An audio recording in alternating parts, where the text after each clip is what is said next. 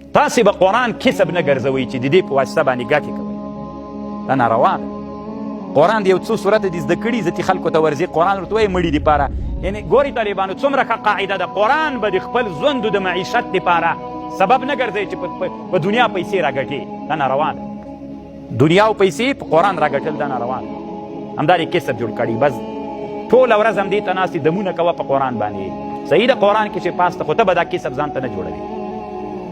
ته به داسې نه کوې ځان د ړوند ښاري جوړ کړی بس فلانکي کلي کې خیران هغه د څورتۍ ختم بس ته روان یې ټول عمر دې همدایي بس خلکو ته قرآنونه په پیسو وایي هغوی پیسې درکوي وریځې په خېټه کې اچوه بس راځه قرآن به کسب نه ګرځوي چې ته په دې باندې معیشت و زندګي کوې.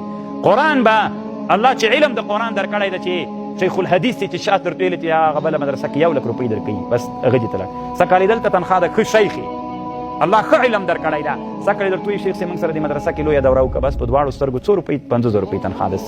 دلته سکالې ډېر کش و پش کال ته چې څو شیخ صاحب محترمه هغه مدرسه کې که موږ سره درس وکړي څومره تنخوا راکوي 10,000 روپۍ بس دا راخلي.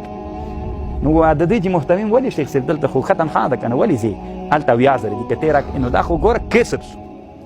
دا درس و تعلیم و قرآن څه شی سو داسې به نه کوي طالبانو. بیا الله مو ذلیلوي ګورئ. د الله دین مو چې زده کړه د الله دپاره به استعمالوي. پیسې بیا خپله الله درکوي قسم ده درکوي خو که ته ذلیل سولې پسې بیا یې نه درکوي.